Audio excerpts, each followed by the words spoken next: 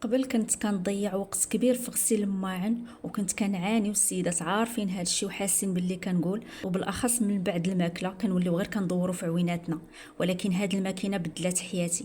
اليوم غادي نشارك معكم تجربتي مع هذه الماكينه ديال الماعن اللي شاركت معكم ديال بيم، واش تستاهل وشنو البرامج اللي استعملت فيها وشنو اللي تنفضل.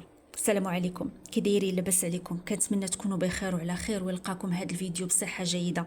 كما كنقول لكم ديما، الصحه وراحه البال هي الاهم. اللي مريض يا ربي يشافيه ويرحم جميع اموات المسلمين يا ربي. قبل ما نبدا في الفيديو ديال اليوم كنبغي نصلي كيف العاده على حبيبنا ورسولنا محمد. اللهم صل وسلم وبارك على سيدنا وحبيبنا محمد عليه افضل الصلاه والسلام. كما قلت لكم في البدايه ديال الفيديو غندير معكم تجربتي مع الغساله ديال الماعن. فضلت هذا الفيديو ما نحطو حتى لمورا رمضان، لان في رمضان كتستعمل يوميا، وكاين المره اللي كتستعمل 2 المرات في النهار. غادي نشارك معكم حتى لي بروغرام اللي قلت لكم في بدايه الفيديو، وحتى عسر الماء كيفاش درت ولا طبقت عسر الماء بلا شريط، بكل صراحه ومصداقيه وبساطه. كما كنقول لكم ديما غنبدا معكم بسم الله على بركه الله. هنايا في الفيديو الاول هنا فاش بحرة حطيت الماعن طلبات لي الملمع شحال طلباتو لي من مره خلال 6 شهور، يعني كملات دابا 6 شهور، طالعه في الشهر السابع طلباتو لي 3 ديال المرات. الا جيت نشوف راه كل مره كنقول لكم في الفيديوهات اللي قبل كتطلبوا لي تقريبا ما بين، يعني المره الاولى درتو، المره الثانيه من بعد 3 شهور طلباتو. ان الاستعمال ما كانش بزاف، تقريبا كتستعمل ولا كتخدم مره في 3 ايام. في المره الثانيه طلباتو لي في مده 2.5 شهور. وفي المره الثالثه فاش كان رمضان يعني كتستعمل كما قلت لكم يوميا، وكاين المره اللي 2 المرات في النهار كتخدم. طلباتو لي هنايا الملمع على 1.5 شهور. هذا الملمع هو اللي كنت شاركت معكم وتقديته فاش بحرت خديت هاد لافيسيل. فاش استعملت هذا الملمع درت البروغرام ديال 50. غندخلوا هنا دابا في البروغرام. كيف ما قلت لكم في الفيديوهات اللي قبل، البروغرام ديال 50 هو اللي كنستعمل ديما في 50 دقيقه. كيخدم بدرجه اللي هي عاليه ديال الحراره، لانني جربت لي بروغرام التاليين فاش كنوقف حداها كتكون كتعطي واحد الحراره اللي هي مجهده بزاف، يعني كتحسي بها سخونه من الجناب، كتعطي واحد الريحه هي راه نورمال عادي، وكتخرج الماعن زوينين ناشفين كيف ما كتلاحظوا. هنايا راه استعملت فيها الماعن ديال الشباكيه. الا لاحظتوا هذيك المقله راه قلت لكم رانا رميتها. بالنسبه للطباصل كتخرجهم زوينين بهذا البروغرام ديال 50. الصراحه هو سريع، يعني الا كنتي زربانه كديريه وفي نفس الوقت كيخرجوا نقيين ناشفين قليل فين كيشدوا شويه الماء. بالنسبه لهاد الغلاقه مثلا ديال الزاج ولا يعني فدوك التنيات الكوكوط في التنيه ديالات ما فين ضروري خصنا نشفوهم، اما باقي الماعن كيخرجوا ناشفين غير هزي وحطي في البلاكار. بالنسبه للكوكوط جربت الالومنيوم، هذه كنت قليت فيها سميتو شباكيه وبغيت نشاركها معكم، وبغيت نشوف النتيجه ديال الالومنيوم في الماكينه ديال الماعن، لان الالومنيوم ممنوع يدخل الماعن. دخلتها هنايا لان هي اصلا حالتها كما كيقولوا هي زينه وزادها نور الحمام. دخلتها ليها وخرجات اللون ديالها كيف ما كتلاحظوا مبرقعه ولات زرقاء. بالنسبه لهذا بايركس ديال الفران دخلته حالته حتى هو في درجه ديال 50. شوفوا كيف خرج، يعني خرج نقي زوين. هنا على فكره بين قوسين ما درتش ليها برنامج عسر الماء، لانني قلت لكم ما لقيتش الشريط. غنقول لكم كيفاش ضبطت ليها عسر الماء، غير كملوا الفيديو الا كان ممكن. بالنسبه للتمايه الشبكه تنحيد لها دوك الفوقاني ديالها. هنايا راه يوم تالي درتها هنايا في البرنامج ديال الناجر اللي فوق من ديال 50. هو كيكون فيه واحد الوقت شويه طويل. الماعن كيف ما كتلاحظوا كيخرجوا ناشفين، حتى هما كيخرجوا نقيين. بالنسبه للينوكس راك شفتوا داك البريريت الصغير كيف خرج. غنخوي هاد الماعن وغنحط ماعن تاليين. كيف ما كنشارك معكم ديما انني كنشلل الماعن، ما كنبغيش نحطهم كيف ما هما، لانني مؤخرا جربت حطيت هكذاك واحد الطنجره بلا ما نشللها، وغنقول لكم النتيجه ضروري في فيديو تالي، لان هذا الفيديو غادي يجي طويل بزاف، لان في الفيديو المقبل غنشارك معكم بزاف د الحوايج. ما بغيتش ندير كلشي في هذا الفيديو باش ما يجيش طويل، باش ما تحسوش بملل. غادي نستف فيها ماعن تاليين، وغادي نديروا فيها كما قلت لكم قبل بروغرام ديال عادي يعني ديال 50، لان هادو بانوا لي انهم نقايه شويه. مره كندير ديال 12 والاغلبيه كما كنقول لكم تندير ديال 50. من بعد راه غنقول لكم حتى بالنسبه للماء، بالنسبه واش كتستهلك الماء والضوء شحال من حاجه، بلا ما نطول عليكم ونخرج على الموضوع. دابا غادي نكمل ندير فيها الماعن فين ما وجدوا كنديرهم. اللي تيبغيو يتغسلوا باليد راه كيتغسلوا من بعد وغنوريهم لكم. اليوم التالي من بعد هذاك اليوم هنا راه كله هاد الماعن ديال رمضان، يعني كيف ما كتلاحظوا ضروري كنشللهم. هادوك الكويسات اللي تندير فيهم التحليه راه كيكونوا ديجا راه عامرين د العصير حتى هما كيكون فيهم، يعني ضروري كنشللهم بواحد شويه د الماء وكنستفهم.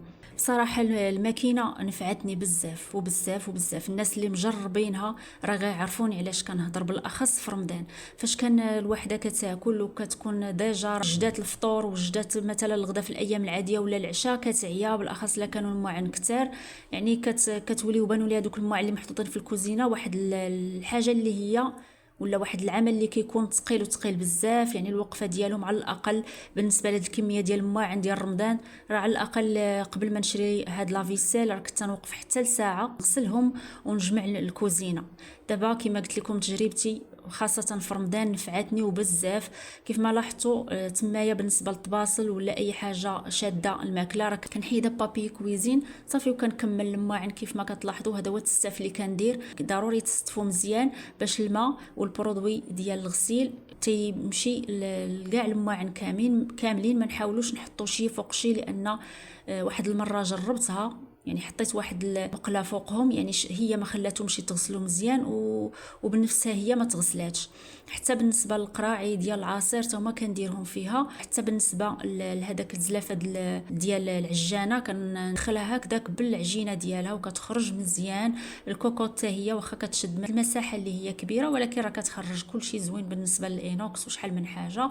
بالنسبه للشريط ديال عسر الماء قلبت عليه، مشيت للبريكوما، مشيت لكل شيء هنايا في الرباط ما لقيتوش. مشيت عند الدروغلي اللي كيبيع اي حاجه بغيتيها هنايا، مشيت عنده وقال لي ما عنديش. ارسلني عند السيد كيبيع لي فلتر وكيبيع شحال من حاجه، قال لي ما كيبيعوش. وقلت ضروري خاصني نديروه لها. مشيت للبيم سولتهم قالوا لي ما فراسناش، ما عندناش فكره على حساب الشريط اللي كتهضري عليه، ما عمر شي واحد سولنا عليه. صافي وانا ندخل لهنايا باغ انترنيت كنقلب على درجه عسر الماء هنا في الرباط.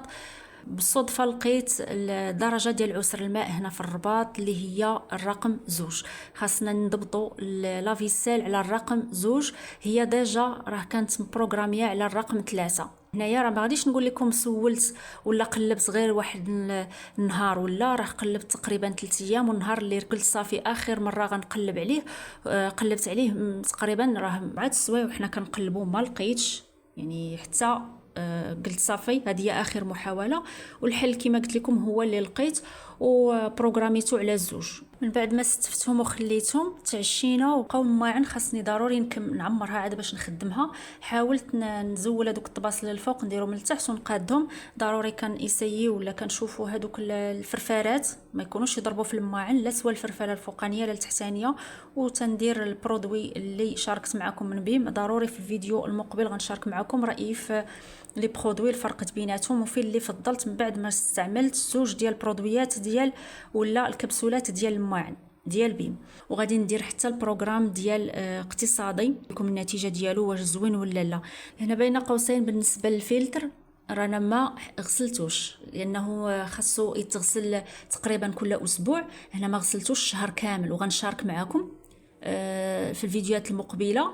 الفلتر غنجبدو غنوري لكم كيفاش واش هذيك الطريقه فاش كنشلو الماعن كتنفع ولا لا. حتى بالنسبه غنشارك معكم حتى البرودوي اللي غناخذ ان شاء الله بحول الله في التقضيه ديال شهر 4. غادي ندير واحد البرودوي اللي كيتباع ديال لا ماشين باش تغسل مزيان من الداخل ونجبد حتى الفلتر ونوريه لكم. غير انتظروني الا كان ممكن. غندوز معكم للطريقه كيفاش نديرو عسر الماء. هنا فاش خدمتها راه كتلاحظوا انها خدمات في داك الرقم ولا هذيك البوطونه اللي كاينه لتحت اللي فيها السهم، هذيك ديجا هي رقم 3. يعني دايرينها من البلاصه ديالها ان بروغرامينها على رقم 3. فاش قلبت قلت لكم لقيت ان في الرباط تنديروا الرقم 2. باش تاكدت اكثر هو ان الغلاي فاش كندير الماء فين كيطيب ان الغلاي كيكون فيه واحد النسبه قليله ديال الكالكير. بالمقارنه مع المدينه فين كنا، راه كانت الغلاي يعني اون فوا كيوصل الشهر كيولي واحد الطبقه اللي هي غليظه ديال الكالكير. هنا كما قلت لكم هذاك هي الدرجه رقم 3 فين كانوا دايرينها. غادي نحاول نبرك على ديك البطونه ديال السهم، وكندوروا في نفس الوقت هذيك اللعيبه اللي كاينه في الجنب اللي كنديروا بها لي بروغرام، كندوروها لهذاك المستوى الاول. كيشعلوا هذوك البولات كاملين، من بعد كتشعل البوله اللي مبروغرامين عليها هما الرقم 3 عسر الماء 3. كنبرك البركات اللي من بعدها كتعطيني 4 كتشعل الاولى والاخرى، ال5 كتشعل الاولى، وال6 كتشعل الثالثه. هنايا كما قلت لكم مدايرينها على 3. غادي نحاول باش غنبدلها. انا محتاجه عسر الماء 2، يعني غنبرك البركه الاولى 1 اللي غتعطي الاولى، والرقم 2 هو اللي غتعطيني البطونه الثالثه. يعني هنايا حققتها على عسر الماء رقم 2.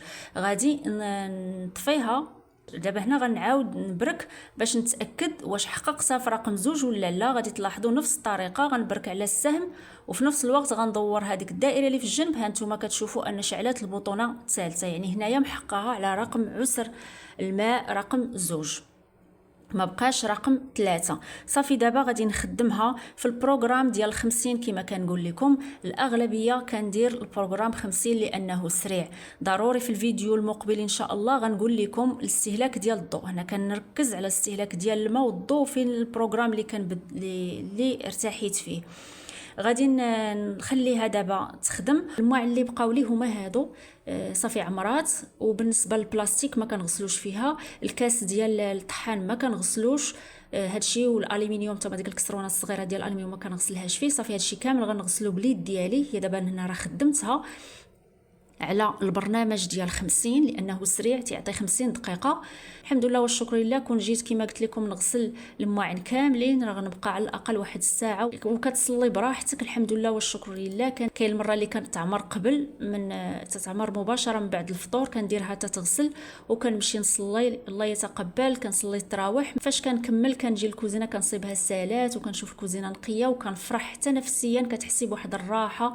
هنايا راه من بعد ما كملت هذوك الغسيل ديال المواعن وجمعت الكوزينه كامله، راه كتلاحظوا انها كملات الغسيل. هنا انتقلت للمرحله ديال التنشاف. كدير واحد 10 دقائق صافي وكتكمل. من بعد ما دازت 10 دقائق ديال التنشاف اللي ذكرت لكم قبل، غادي نطفيها وغادي نحلها. وغادي تشوفوا البخار اللي طالع منها. هنا راه 50 كما قلت لكم كتكون درجه الحراره اللي هي عاليه وعاليه بزاف. هنا تعمدت نحلها من بعد ما سالات مباشره. غنخليها هكا الباب مردود. هنايا راه مشيت نعست حتى الفجر، وغنوريكم ان المواعن كيف كيخرجوا، واش ناشفين ولا لا.